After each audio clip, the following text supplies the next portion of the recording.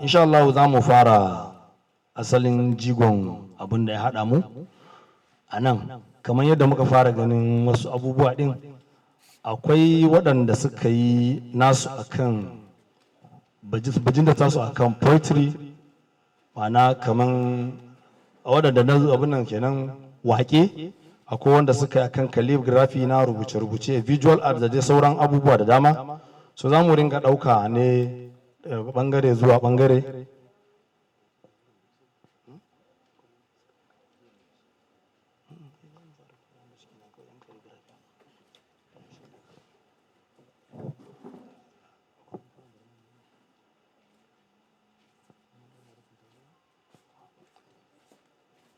Okay. Na ga za mu fara da poetry. Akwai Abdurrahman, ok, Amira Abdurrahman ko? Tana nan? Kin shirya? Na'am? Baki shirya ba? To, za mu baki lokaci kenan ki shirya? To shi kenan. To, Umaima Ibrahim Muhammad, tana nan kuma ta shirya? To, masha Allah.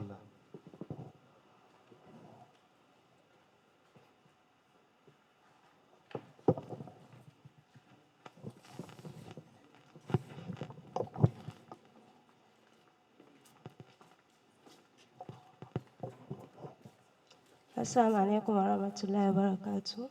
My name is Ummah Ibrahim, here with a poem titled From Here to There, and here it goes. Oh man, why do you fear to be in your Lord's fear, like you've seen the sky shedding red tears? Why do you love here, knowing with your ears long like a hair that here is but a land of fools? Those that try to have their full, whatever may be their tool, ends up drowning like a fool in a pool. Oh man, did you think that being a marabout will be about a boat that doesn't float? Does your mind not center nostalgically and sing seamlessly the word that say harmlessly, Ad-dunya sijnul mu'min? Have you made it be Ad-dunya jannatul mu'min? And made al-akhirah to sijnul mu'min? When living, have you forgotten that you will live? And you will be forgotten like a fallen lavender leaf. Oh man, have you forgotten like a blind you, that deep hole, 7 inches below the ground awaits you, and it is nothing but a house of dust and loneliness, an abode of strangeness surrounded in emptiness, giving back to nothing but feeling of hopelessness. Oh man, have you forgotten how Pasha and Munkar will be gushing wells of torment running faster than a car? But don't you relish the fact that how Iman will be the walking legs forever, man? How Salah will be the shedding clouds forever, Abdullah? Tell me what here is, and I shall tell you what hereafter is. My pen shall go round about, whistling with bout, wearing in a path all must follow, rooted in the deep feelings of hollow, just to tell you the tale of a day of eternal lockdown. More tearful than a COVID lockdown, more fearful than a volcanic down. A day of eternal lockdown with nothing but what you have done. Tell me what here is, and I shall tell you what hereafter is. Tell me what here is, and I shall tell you what hereafter is. Oh man, doesn't your mind down upon a down in Firdaus? When you will be among the ones gladly sighting, as your works being among the Iliyun, holy not sidings. When breeze pulls forth the fragrant scent of the well-wisher, saying in consent, rejoice in what delights you, for this is what we have promised you. Oh man, don't you remember a day when that deep hole will squeeze until your ribs from the left interlocks into the right in anything but ease? On that day, You will regret why you've never memorized Ali Imran or Al Furqan. You will regret why you didn't know what Ar-Rahman said in Furqan or Dukhan. You will regret why Kafirun and Ma'un were the least of your worries. Al-Adil told you all in numerous phrases, Nahli, Namli, Layl. But no, you thought that even memorizing Al-Fil will be filling your files. And then you would wish that you had prayed with Surah An-Nas and died with Ikhlas. But it is too late. Remember when the hammer will be rising to hit against the imprisoned, when forgotten salahs will torment, when man will lament, no longer dare regent. He will bend without a cent to cent, wishing for only a chance to dance to the forgotten chant of his Lord. But it is too late. Oh man, don't you think about a dawn in Firdaus, where you will sit with all fires doused, after being told, Udukhuluha bisalam. Sitting fi zilalin ala al-ara'iki muttaki'un, with zarabiyu mabthusa, in the company of Fuldanul Mukalladun, adondarin min asawira min zahabin, wearing thiyaban min sundusin wa istabrak, as you drink from cold minds carmine ka'san, a wine wherein la lagun fiha wa la ta'thim. Is here what more than hereafter, where there will be nothing to run after, where the laughter will only be of laughter, a laughter crafted by the crafter. At the end, the choice is yours to tell. Thank you. Takbir. Malama Umaima Ibrahim Muhammad, mun dai ji wannan waƙen nata, muna gaba na turanci kaɗai ba ne, ta waƙi ayoyi da kuma dai bayani akan surorin Alƙur'ani da abubuwan da ya kamata mu yi. Umaima Ibrahim Muhammad is a 300 level student of English Department, Gombe State University.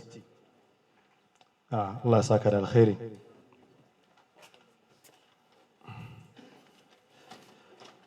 Na gaba za mu kira Muhammad Bello Musa, shi ma poetry ko? Shi ma poetry, kuma abun mamaki shi ba daga English ba, daga Accounting Department na Gombe State University shi ma.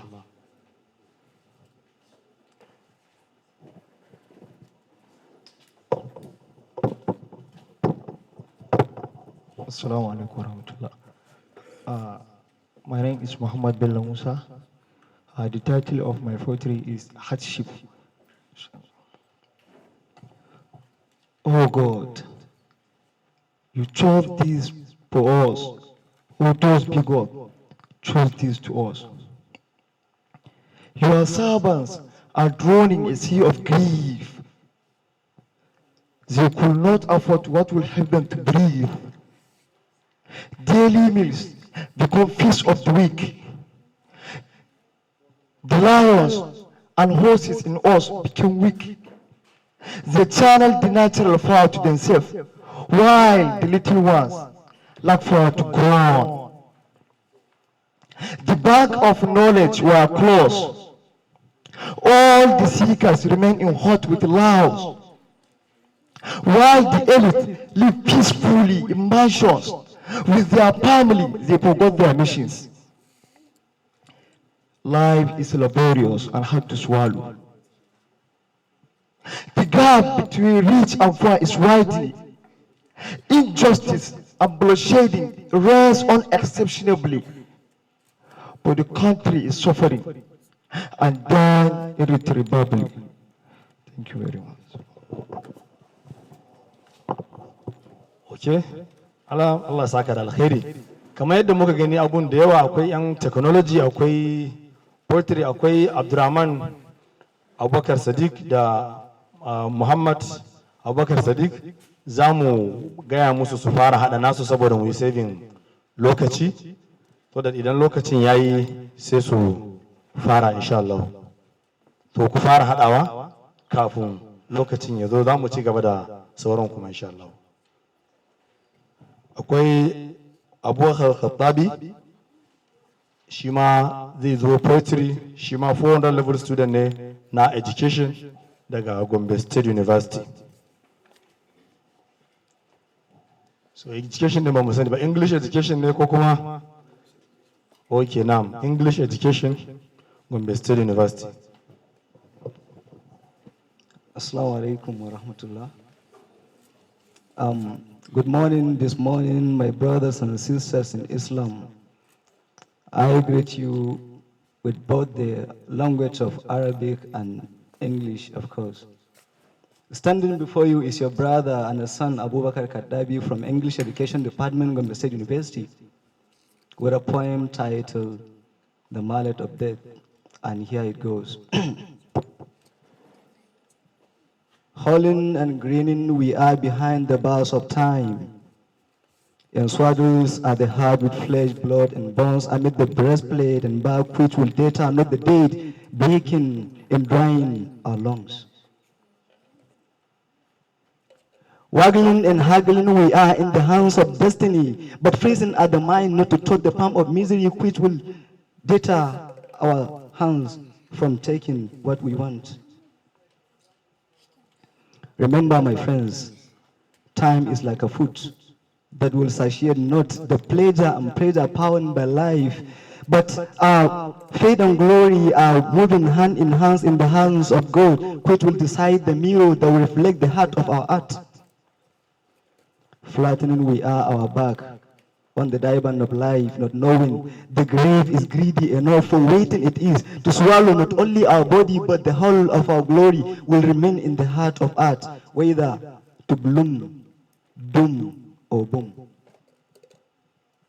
Women are wretched been, for falling we are like a lifeless leaf amid the August of autumn, not knowing our bones are powerless enough to stand erect before the angry and tempest wind to protect our sons from falling by the mallet of death.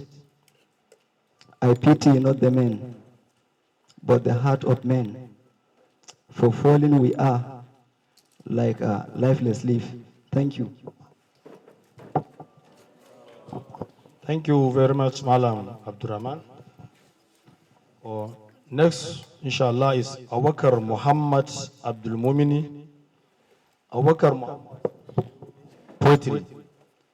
Awakar Muhammad is a graduate of microbiology from Abubakar Tafawa Balewa University, Bauchi. So the poetry is not only for the language students, scientists also are in the field. Assalamu alaikum. I'm Abubakar, someone who enjoys writing in full day and Hausa. So I'll be presenting two poems today, one in full day and the other one in Hausa. And here it goes. Fulbe.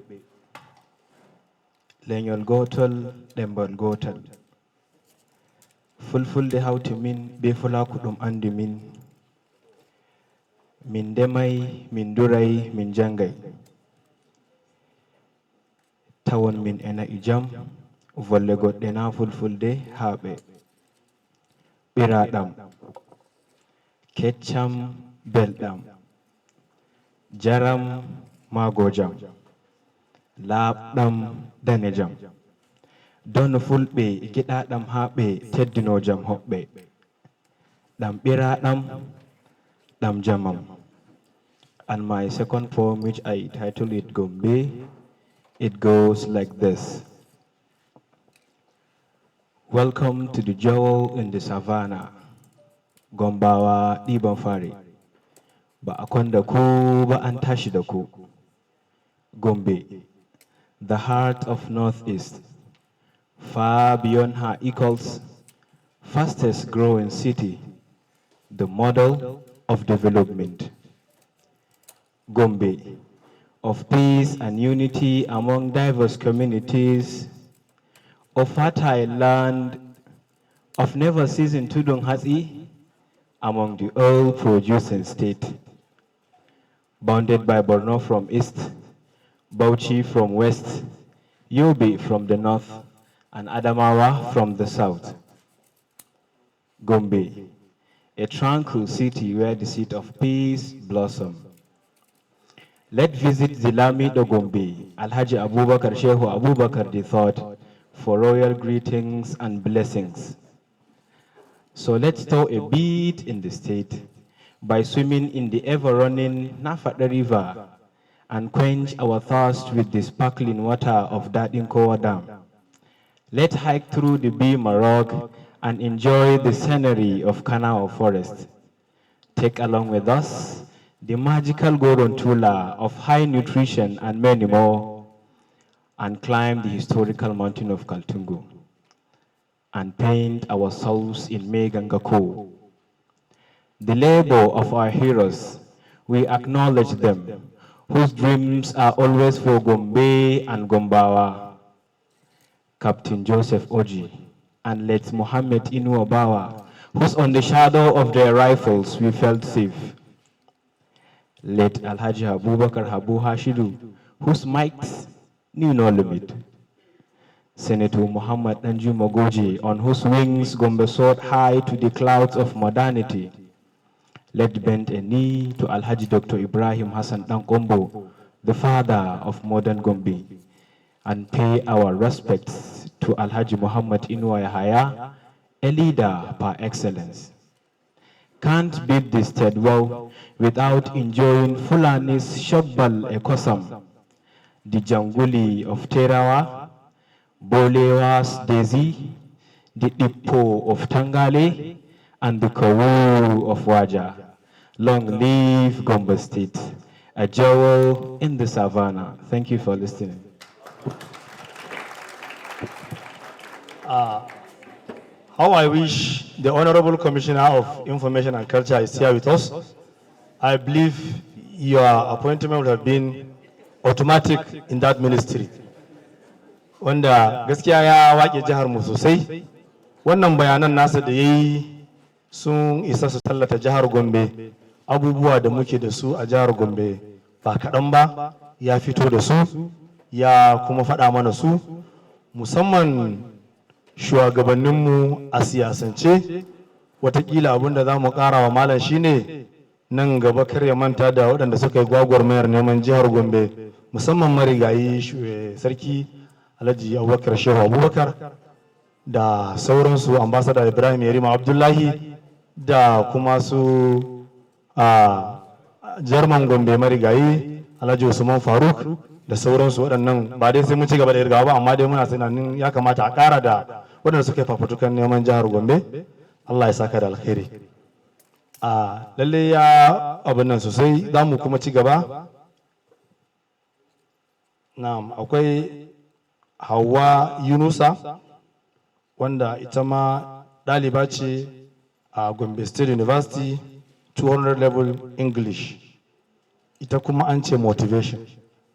So yana ga ba zan iya yin ƙarin bayani ba, sai dai idan ta zo za mu fahimci mai ta shirya mana. Amira kuma ta shirya yanzu? Kin shirya? To sai ki saurara, idan ta gama sai ki zo insha Allah. Su Abdurrahman suna haɗawa? Na'am. Ok, masu technology su ma sun shirya? Ɗaliban GSTC da sauransu sai su zama ready idan an gama za a shiga cikin nasu insha Allah. Assalamu alaikum. I'm here with a kind of inspiration and motivation about the trending news, the lack of insecurity in Nigeria. The north is bleeding, lack of insecurity, killing of human beings. We are human beings, we are not animals. Why are we being treated like animals? No one is spared, both men and women. At first was rape, then kidnapping, and now the worst part of it was killing us. Even men were being raped, so no one is safe. The problem is not just for me, but for everybody, because it shouldn't be a problem till it touches your family. But at Muslim, Akul Muslim, we are all sisters and brothers. So we should keep protesting. We should keep praying till this problem comes to an end. What are the governments doing?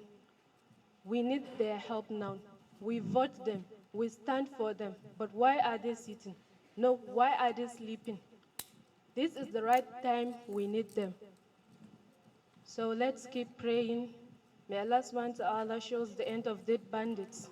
Kidnapping from Zamfara to Sokoto, from Zaria to Zamfara, from Abuja to Kaduna, and take more or less of Katsina. Thank you. Thank you very much, Malama Hawa. Next is Amira Abdurrahman. Amira Abdurrahman is a 300 level student of human anatomy from Gombe State University. So from microbiologist to human anatomist.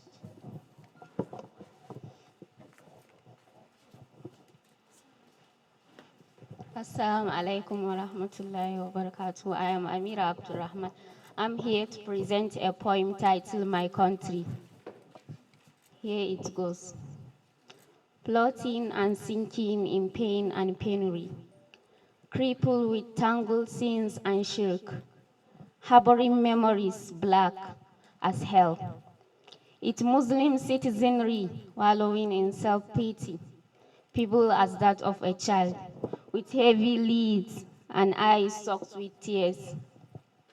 Years of bruises and scars, jingling cries of innocent souls, echoing throughout in bizarre musical pattern, reeking of annihilated dreams and dead minds, starved of advantages of labored hours. The cock has crowed again, looking from lidemic to pandemic. On the altar of failed promises came the myriad plague of disunity. Afterwards, unemployment soared and corruption deepens. Then came poverty, taming the larger population with burying viral diseases, betting child labor, insecurity, now rape. Sexual domestic violence is on the rise. Allah knows what next. Another pandemic has struck again. Another mysterious devil has been unleashed again, with attending scandalous treatment on poor Muslim souls, alive but deaf and dumb like statues, wobbling in pain and sorrow. And there are gullible souls, subservient hypocrites, opportunistic orators, weaving Muslims' anger, pain, and hopes into campaign speech and slogans. Claim your rights, blah, blah, blah, they will say, with morning yells, rallying Muslims' mind in pursuance of their seditious agenda. Right to freedom in bondage, to personal liability with lopsided words. Do people even bother asking these questions anymore? If anyone does, who answers to them and how? Worded solutions crafted with rhetoric, propaganda, fuels antipathy for government. And as more voices clamor for accountability, Parliament deploys the social media bill, a delusionary journey to religion of peace and unity. Oh, Muslims, brothers and sisters, the youth and the elderly, we can only embrace unity to achieve peace. Strive, not fight one another, to uphold our religion's honor and glory. Islam is a religion of peace.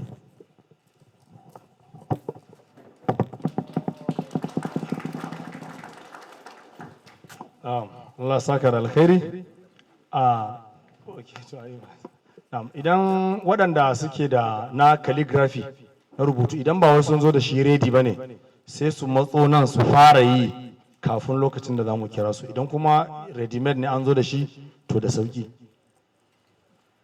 wanda suke da duk wani abin da za a haɗa ne su fito sai su fara haɗawa kafin nan.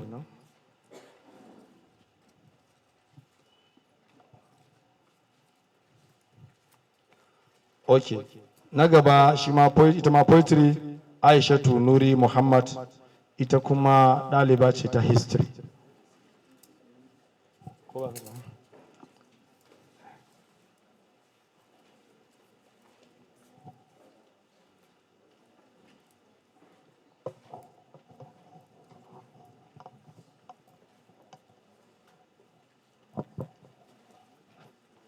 Assalamu alaikum. Good day, everybody. My name is Aisha Tunuri Muhammad, and I am here to present a poem titled Kidnapping, the Morning Brunch. At ease, my people, ku zo ku ji labarin da ya zama masifa. No preface, but a straight encounter, wanda ya sa mutanenmu suka yi mutuwar tsaye. Our people are being kidnapped, ba na tsoro, ba na ɗaki. Nabbing our people to resell them to their families. Ake musu kuɗi ta naira da ta kwabo. It has become a daily brunch fed to my nation. Da ɗauki ɗayan wannan garin, da ɗauki biyun wancan garin. No more ringa roses for our young siblings. No more hiran manya, sai nazaran iya. It's a full-grown business that wears slippers and sunglasses. It's a whole bunch of slow learners. Disguising their cruelty in clothing, dama an kace, da ɗan gari akan ci gari. There is no sheikh nor pastor, neither Abi nor mom, no Okti nor brother, neither babies nor retired bones. Belonging to religions don't make them collect preachers. Kamar bara su mutu ba, su kam duniya za su jira. Heed to my begging words and stop the lootings. Sun tara dukiyarsu ne da zafin guminsu, working through sleepless nights, and you claim no honor in you to begin their future. Weave the dirty circle and rinse your hearts. Rana bata ƙarya, sai dai uwar ɗiya ta ji kunya. Follow the path of righteousness and build a life. Because with your penitence, kidnapping will no longer be a morning brunch. Thank you. Takbir. Okay, Abubakar M. Abdul Mumini will be the last in this series, inshallah, poetry. Abubakar M. Abdul Mumini. Yana nan?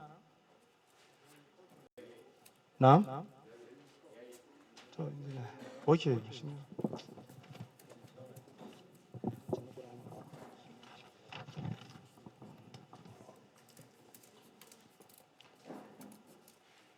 Okay. Now we are going to those that will showcase their talents in the holy book of Al-Quran, inshallah. We have Ibrahim Abubakar. He's from Education, Faculty of Education, Gombe State University.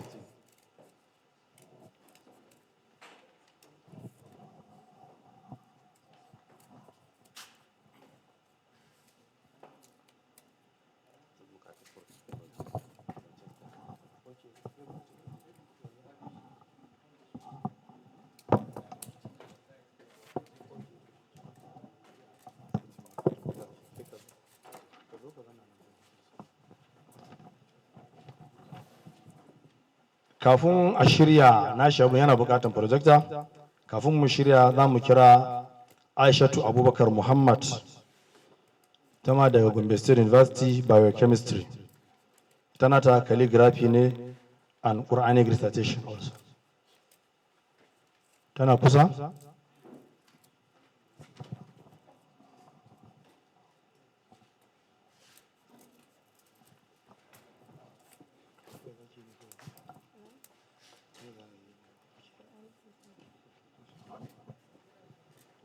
السلام عليكم ورحمة الله وبركاته.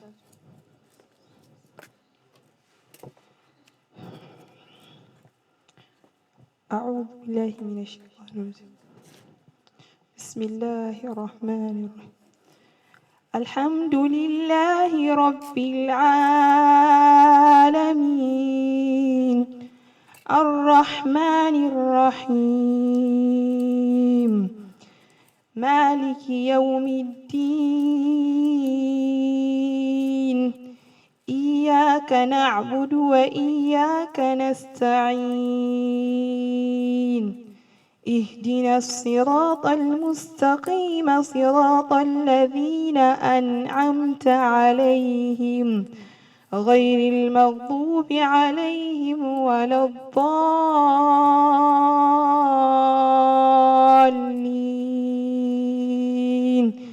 آمين. بسم الله الرحمن الرحيم. يا أيها الذين آمنوا أنفقوا من طيبات ما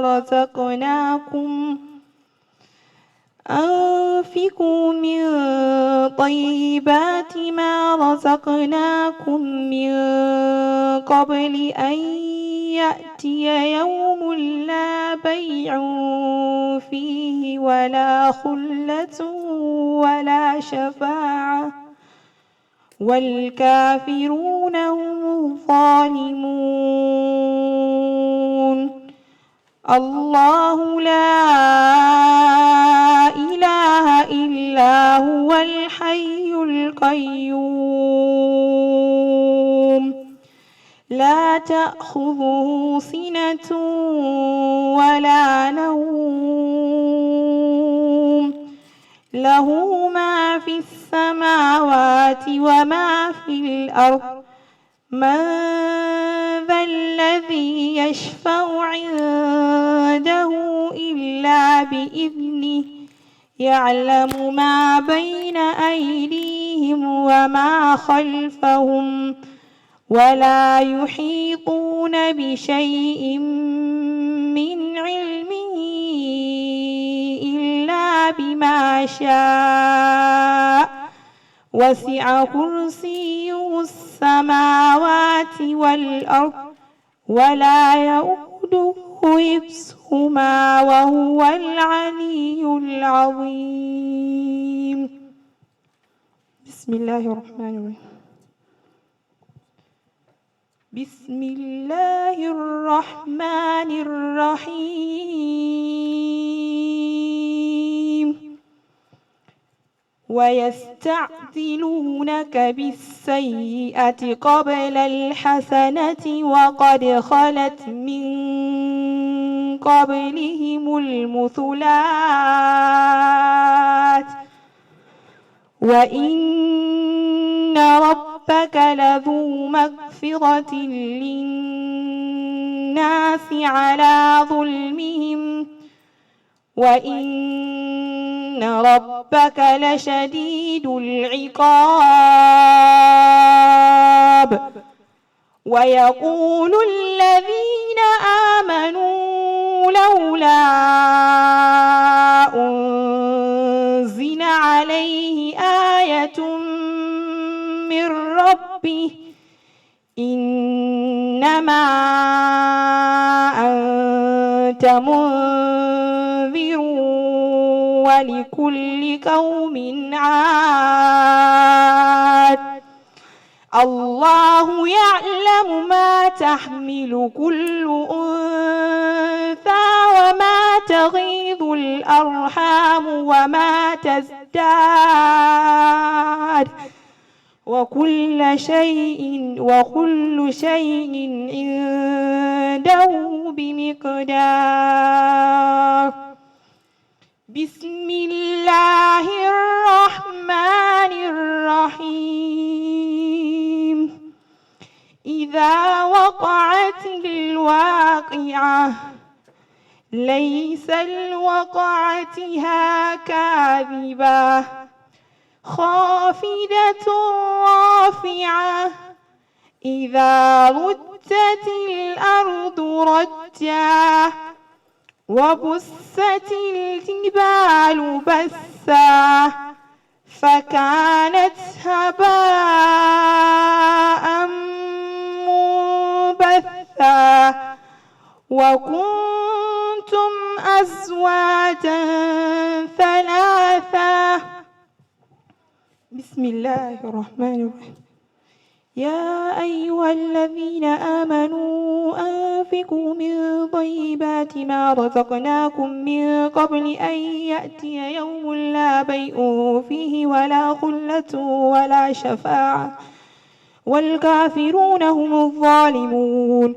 الله لا إله إلا هو الحي القيوم لا تأخذه سنة ولا نوم له ما في السماوات وما في الأرض من ذا الذي يشفع عنده إلا بإذنه يعلم ما بين أيديهم وما خلفهم ولا يحيطون بشيء من علمه إلا بما شاء وسع كرسيه السماوات والأرض ولا يؤوده حفظهما وهو العلي العظيم. بسم الله الرحمن الرحيم. قل هو الله أحد الله الصمد لم يلد ولم يولد ولم يكن له كفوا أحد. بسم الله الرحمن الرحيم. قل أعوذ برب الناس ملك الناس إله الناس من شر الوسواس الخناس الذي يوسوس في صدور الناس من الجنة والناس. صدق الله العظيم.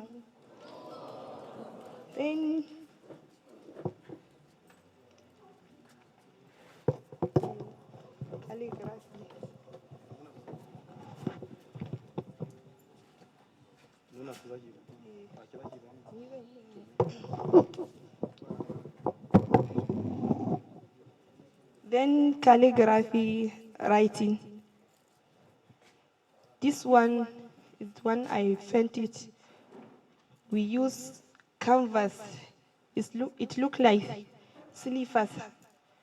If you draw this thing, you will cut it with cutter, then paint it and place it in this thing is carbon sheet.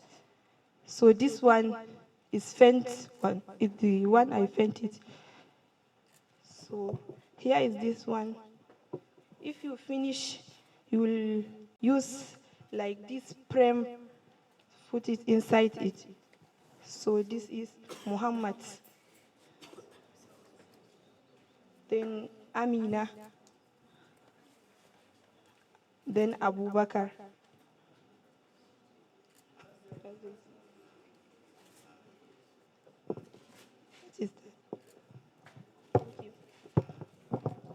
Na'am, gashi.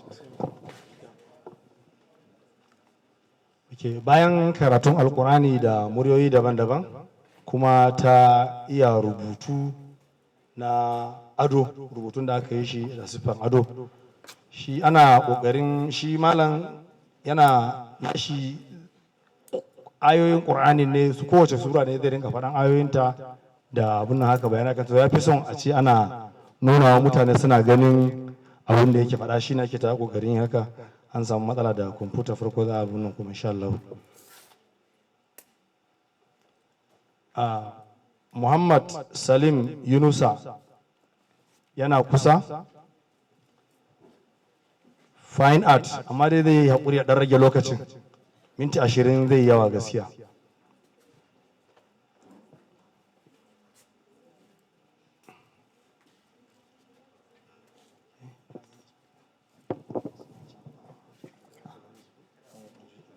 Assalamu alaikum wa rahmatullah.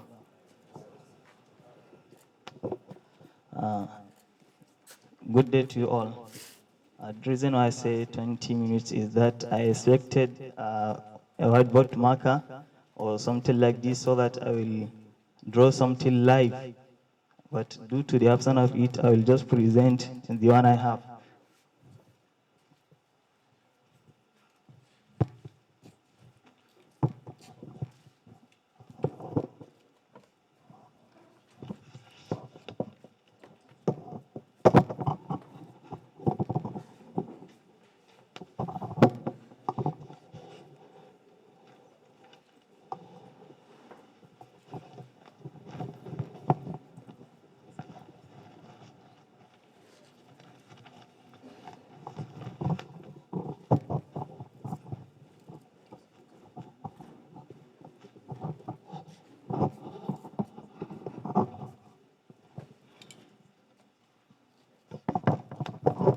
This one is an Arabic calligraphy. using lucky pen. Yes, ordinary pen.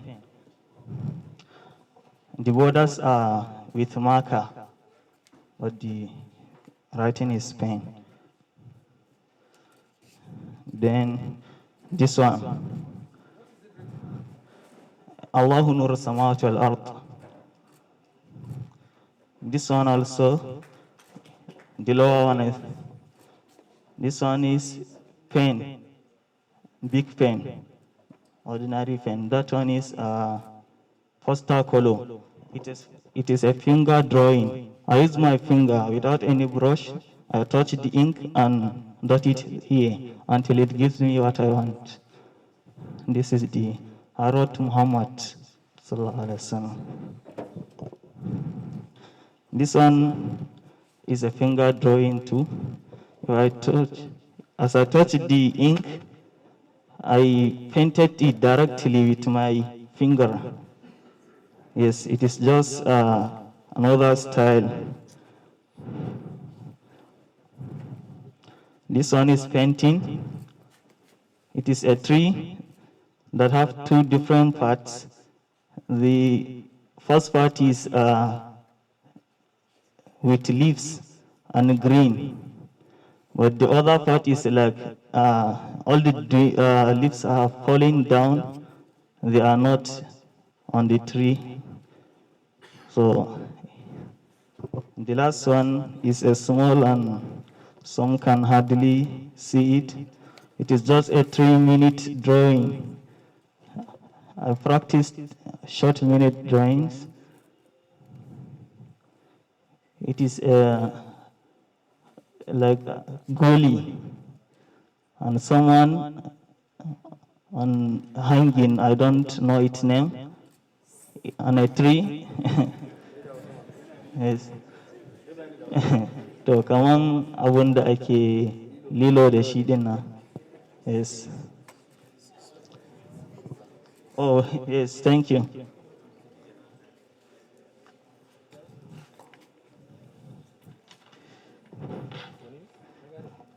Shi kenan.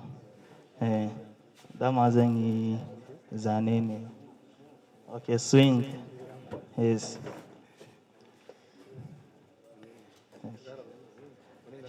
Shi kenan. Na'am. Babban abin da za mu ga ya ƙara fito da shi shine sauƙi a cikin aikin. Loki mun gane bayron ko bayron naira 30 bai kai big tsada ba. Big ana sai da shi naira 50, loki naira 30. To shine nuna mana mu gane cewa da bayron naira 30 ɗaya zanen farkon, ɗayan an yi shi da bayron naira 50. Da wasu zanunukan kuma ya tsasa kawai ke dangwalawa a fentin ya yi su. Idan kana kallo ko da NTA idan ana magana irin waɗannan mutane masu zanunukan za su na gaya maka in an fi sun tambaye su daga cikin challenge ɗin da suke fama da shi sai su ce maka shine na kayan aiki. Aka ba cika samu su ba cikin sauƙi, to wannan an wuce gurin kenan. Lallai to Allah saka da alkhairi. Akwai Amir Musa, shi ma crafts, art/crafts. Yana kusa? Amir. Yana kusa kuma ya shirya?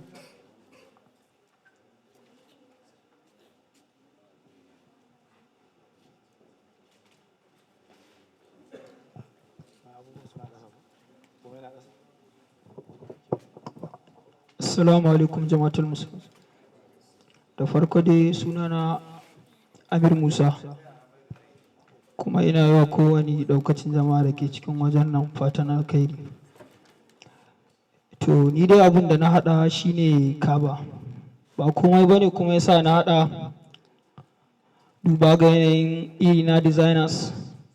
Muna iya yin abu muna mantawa da sha'anin addini, wato shi yasa na duba na gani babu wani building da ya fi kaba daraja a duniya.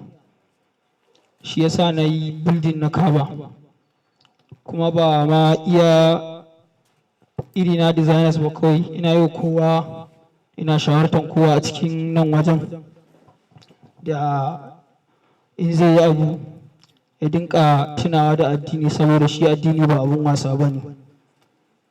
Assalamu alaikum.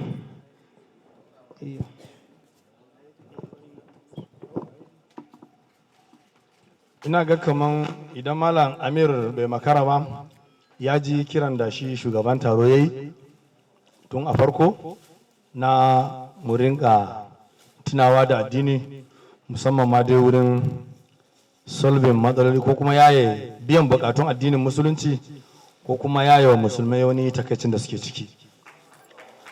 Alhamdulillah. Takbir please. Ai kabbara ya fi ko? This is an Islamic gathering. Na'am. Kuma ina ga kaman ba ma tsohon design din ba sabon design din ne latest ya dauka.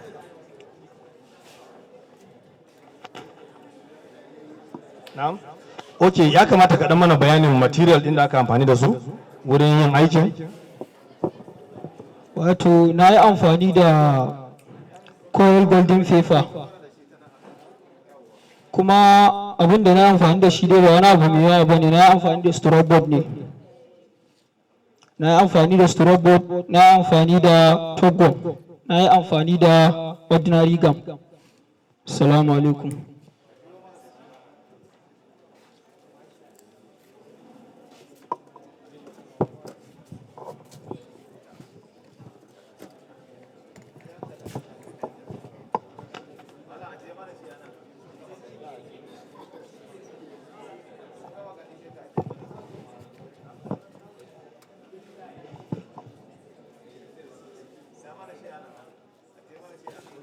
Bukatan za a saya misali nawa za ka sai da shi ko kuma nawa za ka yi na sayarwa. To shi wato abu in aka ce abu ne da ya shafi addini bayi da kuɗi, so amma duk abin da mutum ya ga zai iya ɗauka bara a kai alhamdulillah. Ka kashe kuɗi a yinsa misali inda a ce gida ka gina za ka sayar ya za a yi shi ne to da gida ne kam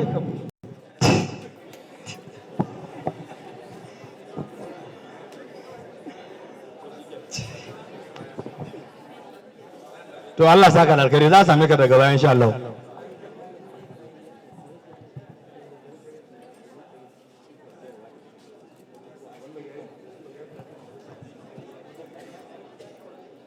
Okay.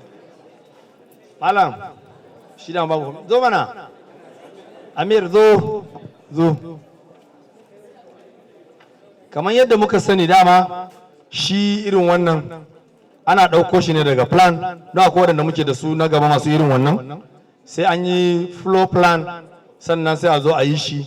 Yawanci abin da ake yin shi shine ana fitarwa ne saboda wanda za a yi wa ginin ya ga yadda gininsa zai kasance idan ginin ya ƙare. To ban san kai yaya kake yin shi, me kake karantawa a jami'a ko kuma a wani makaranta kake, kuma kawai ka yi plan din ne ko kuma kana da plan din da kai na model, ko kuma idan an ce za a yi wani gini za ka yi fitar da plan din shi ka yi model din shi ko yaya?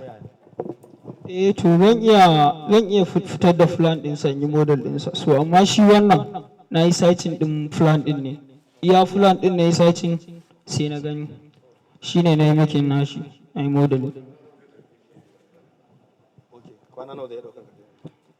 Na kai sati 2 ina yi, ɗaya da ke yana ɗan yi ina ɗan tashi ina tafiya makaranta.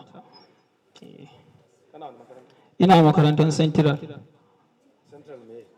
Central Gombe. Senior Secondary School. Junior Secondary. SS1 nake. SS1 student ne a Central. So science ne kenan dai ko art student ko? Ni science student ne. Science student ne shi? Wataƙila akwai daman zai yi architecture an je jami'a. Allah taimaka. Na'am.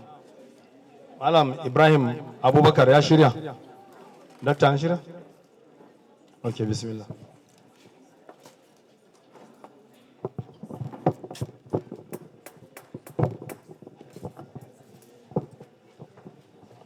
Assalamu alaikum wa rahmatullah.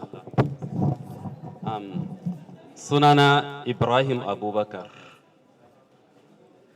Na tsaya ne domin na gabatar da presentation akan surorin da suke cikin Alkur'ani da kuma verses ɗinsu.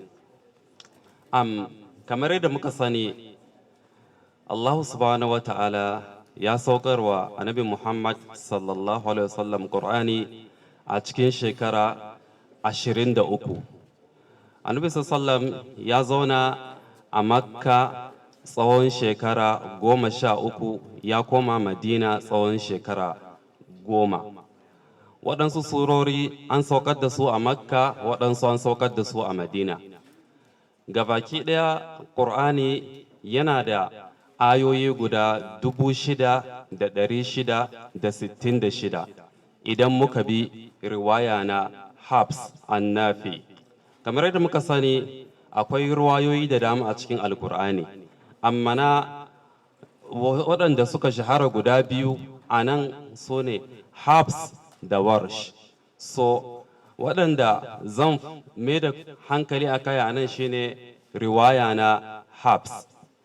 Kamar yadda muka sani, Ƙur'ani yana da surori guda 114. Waɗannan surori wasu a Makka suka sauka, waɗansu a Madina suka sauka. Gane yadda presentation ɗin zai kasance. Sura ta farko a Ƙur'ani ita ce Suratul Fatiha. The surah contains 7 verses.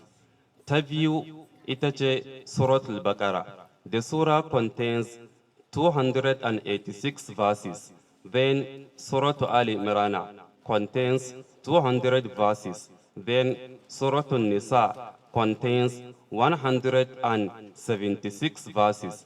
Then Surah Al-Ma'idah, which has 120 verses. Then Surah Al-An'am, which has 165 verses. Then Surah Al-A'raf, which has 206 verses. Then Surah Al-Anfal, which has 75 verses. Then Surah Al-Tawbah, which has 129 verses. Then Surah Al-Yunus, which has 109 verses. Then Surah Al-Hud, which has 123 verses. Then Surah Al-Yusuf, which has 111 verses. Then Surah Al-Ra'di, which has 43 verses. Then Surah Al-Ibrahim, which has 52 verses. Then Surah Al-Hijri, which has 99 verses. Then Surah Al-Nahl, then Surah Al-Nahl, which has 128 verses. Then Surah Al-Isra, which has 111 verses. Then Surah Al-Kahfi, which has 110 verses. Then Surah Al-Maryam, which has 97 verses. Surah Al-Taha has 135 verses. Anbiya has 112 verses. Hajj has 97 verses. Anbiya has Surah Al-Taha has 135 verses. Anbiya has 112 verses. Hajj has 97 verses. Surah Al-Muminun has 118 verses. Surah Al-Nur has 64 verses. Furqan 77 verses. Shu'ara 227 verses. Naml has 93 verses. Qasas has 88 verses. Ankabut 69 verses. Rum 60 verses. Luqman has 34 verses. Sajada has 30 verses. Sajada has 30 verses. Ahzab has 90. Azab has 73 verses. Saba 54 verses. Fatir 45 verses. Yasin 83 verses. Safat 182 verses. Sad 88 verses. Zumar has 75 verses. Ghafir has 85. No? No. Ghafir has 85 verses. Fussilat has 54 verses. Shura has 53 verses. Zukhruf 89 verses. Dukhan 59 verses. Jathiya 37 verses. Ahkaf 35 verses. Muhammad sallallahu alayhi wasallam 37 verses. Fathi 28, Fathi 29 verses, Hujurat 18 verses, Qaf 45 verses, Zariyat 60 verses, Tur 49 verses, Najmi 62 verses, Qamar 55 verses, Rahman 55, Rahman 78 verses, Waqi'a 96 verses, Hadid 29 verses, Mujadila 22 verses, Hashri 24 verses, Muntahina 13 verses, Safi 14 verses, Jumu'ah 11 verses, Munafiqun 11 verses, Taghabun 18 verses, Talaq 12 verses, Tahrim 12 verses, Mulk 30 verses, Qalam 52 verses, Haqqa 52 verses, Ma'arij 44 verses, Nuh 28 verses, Jinn 28 verses, Muzammil 20 verses, Mudathir 56 verses, Qiyamah 40 verses, Insan 31 verses, Mursalat 50 verses, Naba 40 verses, Nazi'at 46 verses, Abasa 42 verses, Takwir 29 verses, Infitar 19 verses, Mutaffifin 36 verses, Inshiqaq 25 verses, Buruj 22 verses, Tariq 17 verses, A'la 19 verses, Ghashia 26 verses, Shams 15, Ghashia 26 verses, Fajr 30 verses, Balad 20 verses, Shams 15 verses, Layl 21 verses, Duha 11 verses, Sharh 8 verses, Teen 8 verses, Alaq 19 verses, Qadr 5 verses, Bayyina 8 verses, Zalzala 8 verses, Adiyat 11 verses, Qari'a 11 verses, Takathur 8 verses, Asr 3 verses, Humaza 9 verses, Fil 15 verses, Fil 15 verses,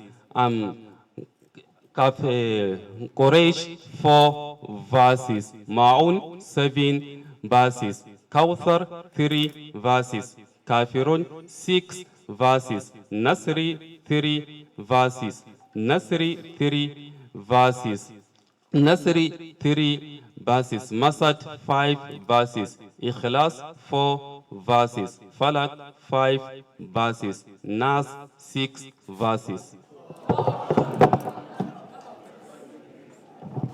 A takbir. Alam Ibrahim Abubakar graduated from Gombe State University, Islamic Studies Education. He is the first person to graduate with first class in that department. The first person to graduate with first class honors in the Department of Islamic Education. So he's an Islamic teacher par excellence. Now.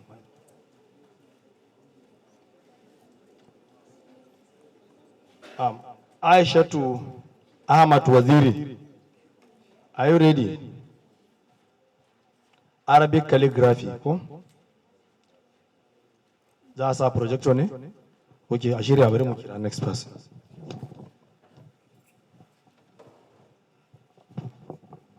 Hafiz Abubakar Dong. Hafiz Abubakar Dong, visual arts. Ready? Hafiz, are you ready? To. Ayuba Abdul Qadir, visual arts. Bismillah.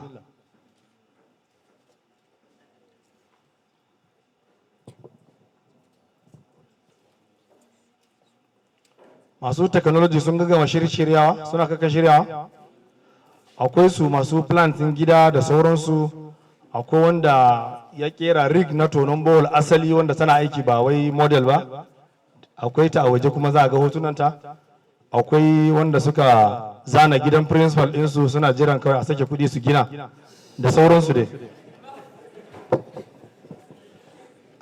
A'udhu billahi minash shaitanir rajim, bismillahir rahmanir rahim. Assalamu alaikum wa rahmatullahi ta'ala wa barakatuh.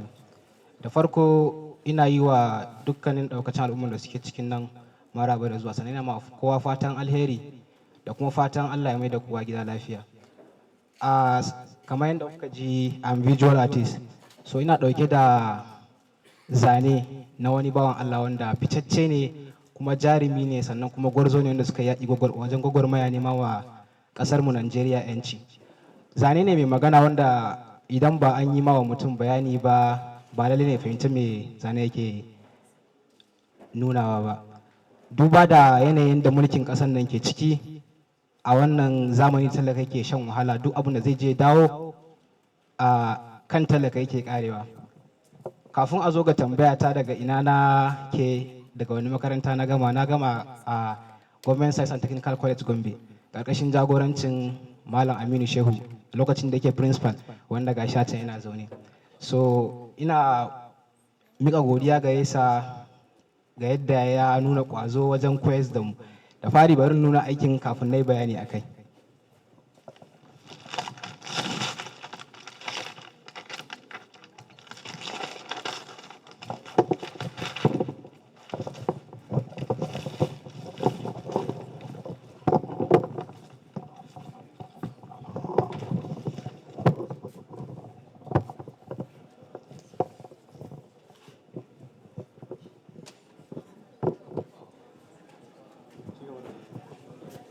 Da ganin fiskan wannan ba sai an yi dogon bayani akan waye shi ba. Wannan shine sa Abubakar Tafawa Balewa, wadda ya fito daga yankin North East a Tafawa Balewa da ke cikin jihar Bauchi. So a duba da lokacinsu, watakila ne lokacin ba a haife ni ba haku, amma mutum ne wanda ya yi ƙoƙari wajen nema wa ƙasa 'yanci. Mutane ne wanda suka yi mulki bai haƙi da gaskiya domin ganin cewa waɗanda suke bayansu sun amfana da abun. Ba sun yi mulki ne don karan kawunansu ba sun yi mulki ne don su tara wa iyalansu abun da za su zo su samu a duniya ba, sun yi domin talaka ya ji daɗi. A wannan zamanin da muke ciki kuwa, duk wanda zai fito ya zo ya muku daɗin baki lokacin kamfen, ya ce muku idan mun ci za mu muku kaza za mu muku kaza, ƙarshe ta kai ta kawo wahalan kanmu talaka yake dawowa. Duba da a lokacin su ana siyan kayayyakin abinci da ba su kai ka tsada ba. Yanzu kafin mutum ya cire kuɗi ya siya abincin da zai kai wa iyalansa gida, wani abu ne wanda yakan ba da wahala. Idan kana da sana'an ka fita nema, shi ma sai ka sha wahala kafin nan ka samu. Talk less of abin da zaka siyo ka kawo ma wa iyalanka gida. Makaranta expensive, rayuwa expensive, ga kashe-kashe. So iya wannan zan yi bayani akai. So abin da nake kiran shugabanninmu da su yi duba ga irin mulkin da waɗannan mutane suka yi a baya, su taimaka wa rayuwarmu, su taimaka wa rayuwar al'umma talakawan da suka zaɓe su, su yi mulki domin mu ji daɗi, mu amfana, mu samu sauƙi a rayuwa, ba don mu wahala ba don kuma su abin da za su samu wa kansu samu wa iyalansu ba. Da wannan nake cewa Allah ya sa saƙona isa zuwa inda nake bukata. Assalamu alaikum. Alaikum assalam. Takbir. Na'am, mun yi ta rubuce-rubuce, amma da suka kawo da rubuce da sauransu. Kamar manta akwai founder na Gombe Jewel Writers, Malam Muhammad Isa Gombe, yana tare da mu, muna masa maraba da zuwa.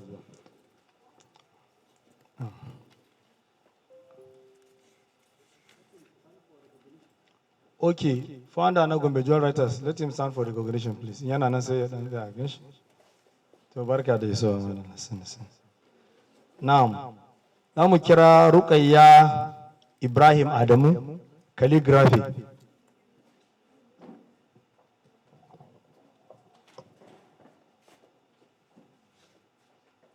Amma wannan wadin ba zai samu ba, kima sai da shi nuna wani abin da yake da shi kawai hannu.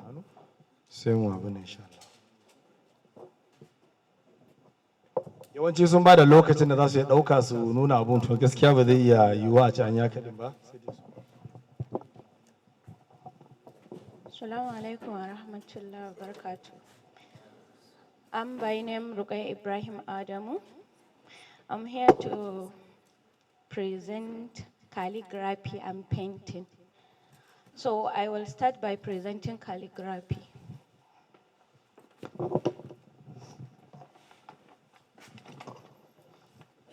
So this is the first one. I use pencil first, and after using pencil, I use marker to draw it, to design it. So, and the second one, this is, okay, this is La hawla wa la quwwata illa billah. Yes. So the second one, I use stencil. I draw it with pencil, and I cut it using razor blade. So after doing that, I tap it using paint, black paint. So this one, I use stencil for doing it. I have some pictures there. Can I use project? This one, the first one is Alhamdulillah, and the down one is Allahu Akbar, as you all are seeing.